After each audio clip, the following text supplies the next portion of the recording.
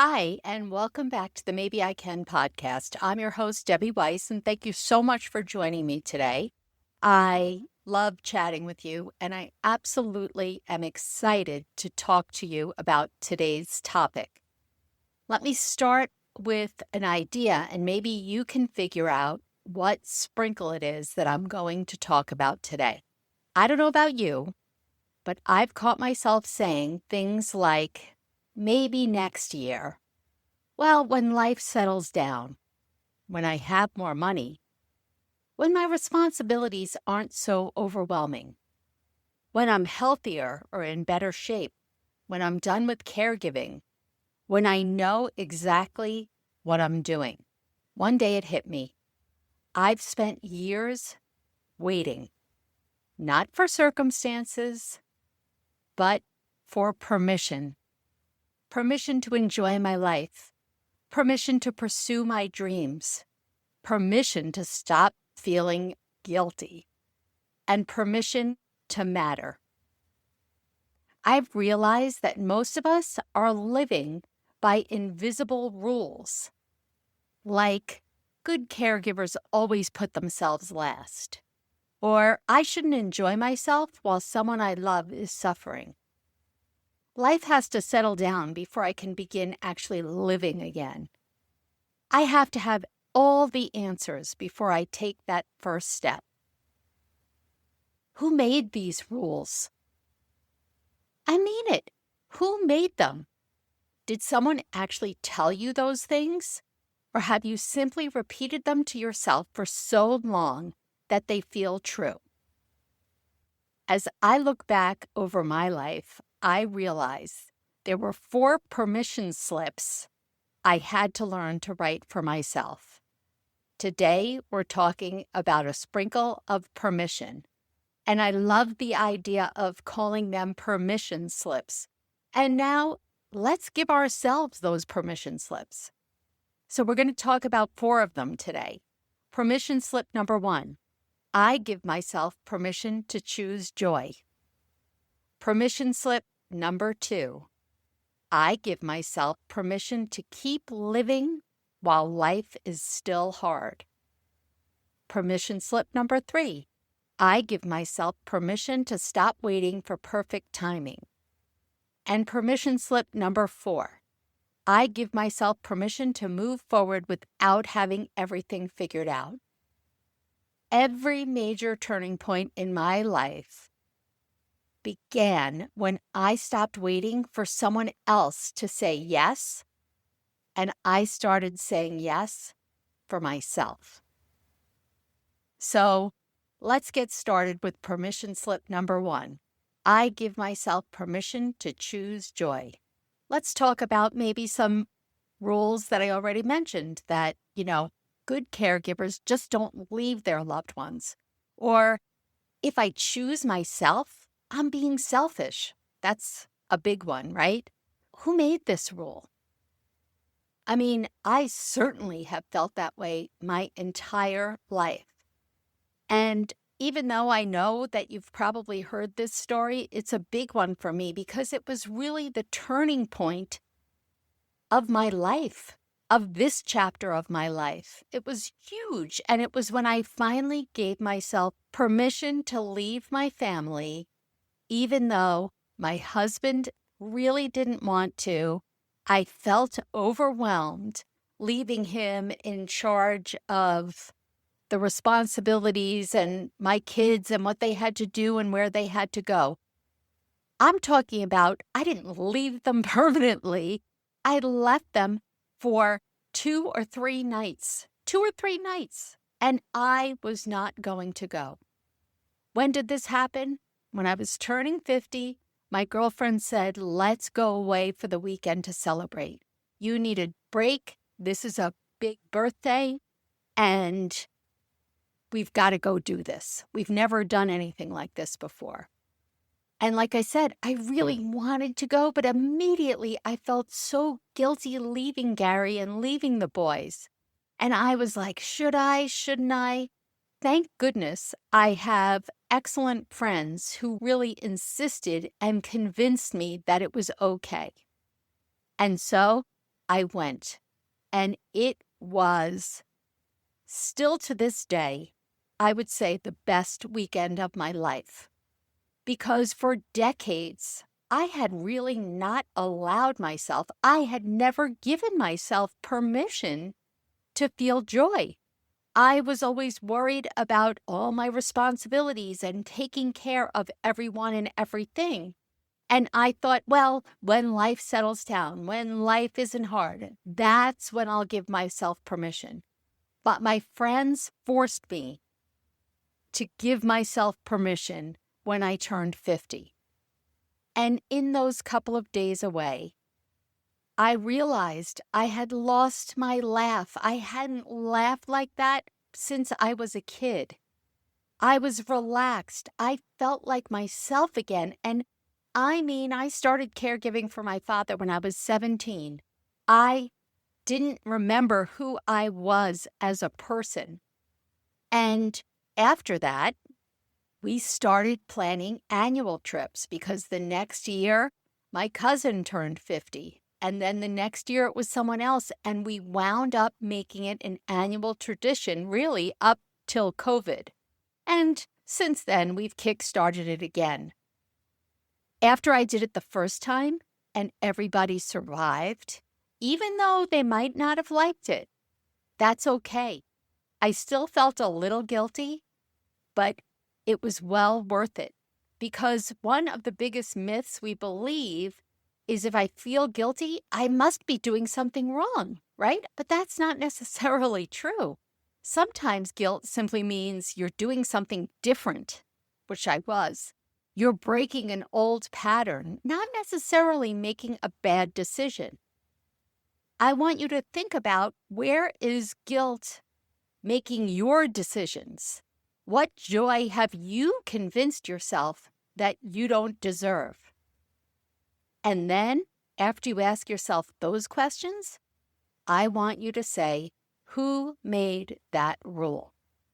Most of the time with all these rules, and we've talked about this before, they're rules that we've developed from maybe when we were a child and something that our parents or our teachers or our peers told us.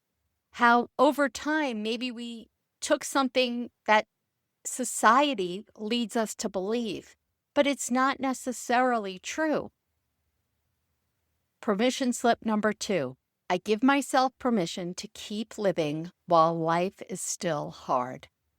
And I gotta say, this is a hard one. At least it was and still is for me. What's the rule that we believe? My life has to stop when someone I love is suffering. Who made that rule? Who made that rule? And I get it because, like I said, this is a hard one for me too. This is another story that you might have heard if you've been a regular listener, but it bears repeating, especially when it comes to permission. So back in 2022, I was considering writing a book, even though I was scared out of my mind. I had no idea how to write a book, didn't really believe that I could. And I was listening to a podcast. I heard this woman being interviewed. She helped first-time authors get their stories out there. I contacted her. I really liked her. She made me believe that I could do it. And she said, this is perfect timing because I'm just launching a small group coaching program for first-time authors. And I thought to myself, well, if I'm ever going to give this a go, I know myself. Group coaching works for me. Small groups work for me. I thrive on that. My friends used to call me, not used to, still would, a groupaholic. But I was scared to do it for a variety of reasons. And this is personal reasons, a fear of failure, a fear of making a fool of myself, of being judged, all the things. But I was working up the courage. And then Gary got diagnosed with terminal blood cancer. And I was speaking to my therapist. I was seeing a therapist at the time. And I had shared all this with her. And I said to her, well, obviously, I was just about to join. But obviously, I'm not joining now. Gary got this diagnosis. I have no idea what the next few months, years hold. I don't know anything. And this certainly is not the time to spend this money and this time because, right, if I spend this money, I feel like I don't want it to be wasted. So I have to devote time to weekly meetings and actually writing and all the things. And she said to me, I think this is the perfect time to join the program. And I thought to myself, this woman is crazy. Do you hear what I just said? My husband is dying. You think this is a good time for me to try something new? I think I should wait. She's going to offer this again, and every ounce of me should be focused on Gary and my kids. I mean, this feels so selfish, and what are other people going to think of me? They're going to think that I am selfish and not caring for my husband and my family.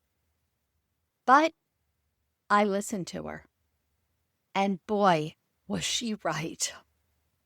Because writing and being part of this program honestly became my lifeline.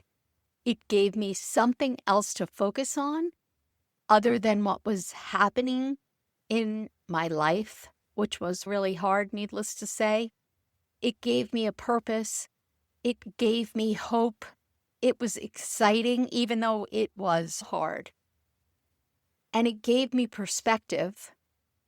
And it reminded me that although Gary's life was ending, and this sounds selfish, but really it's not.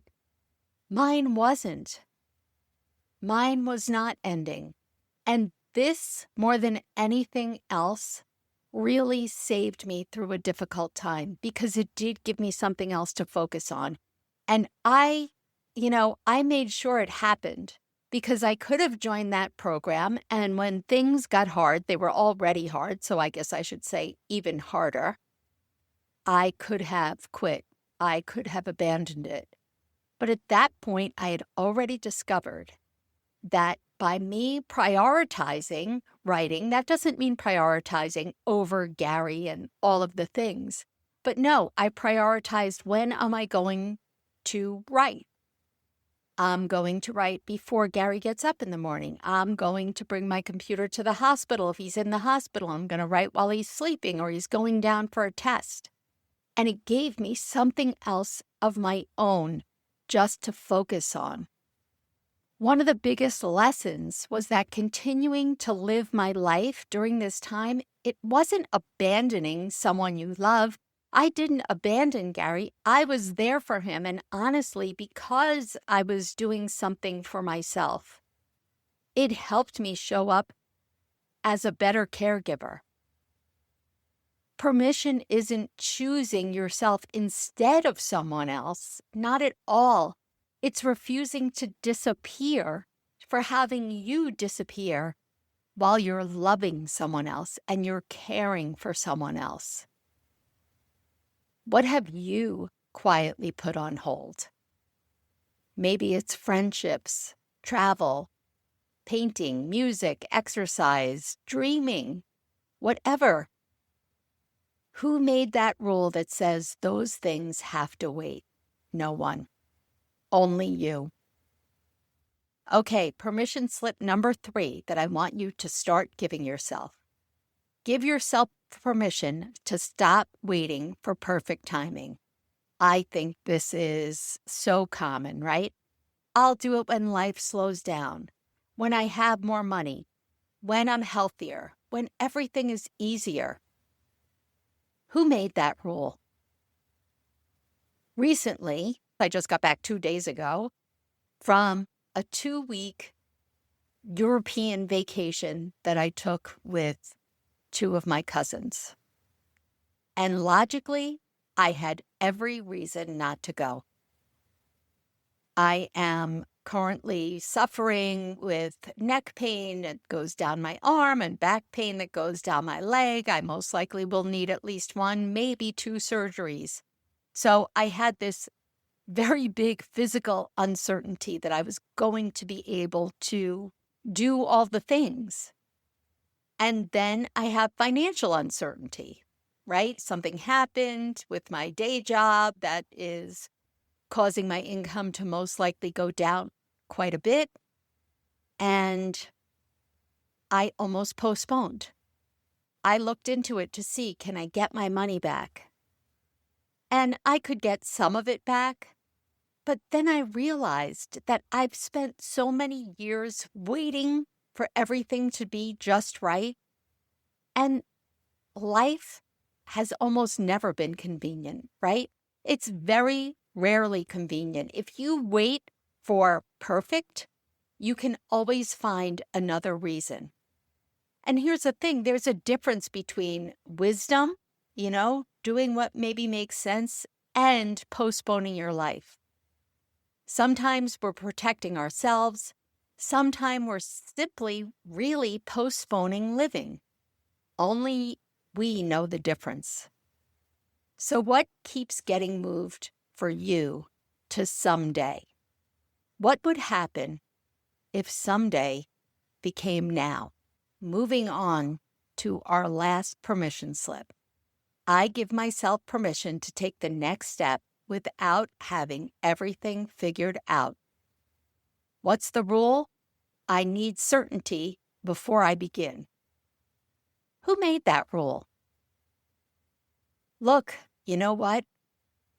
Here's where I am today. I have financial uncertainty due to my day job, my speaking career. That's something that's, I don't want to say always uncertain, but, the timing, will I be able to go with my physical limitations? I don't even know if I can right now stand for an hour without pain. And if I have pain, then I have to take a little bit of a pain pill, and that makes my head a little foggy.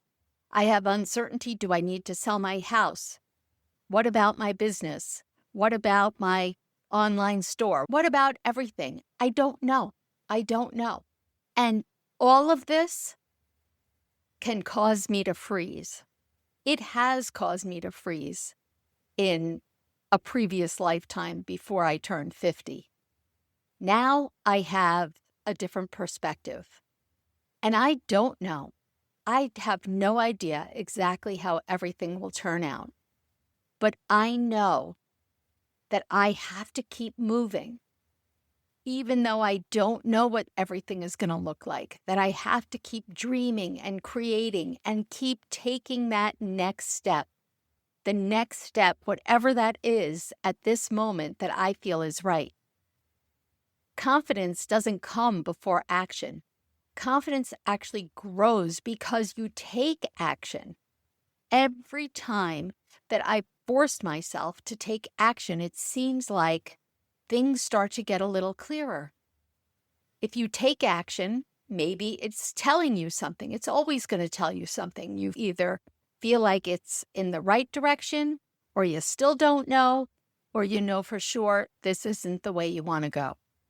But what happens when you don't take action? Everything is uncertain. You're not getting any answers. Waiting for certainty often means waiting forever because life is uncertain, right? Nothing is certain. Sometimes permission simply sounds, I don't know exactly where this leads, but I'm taking the next step anyway.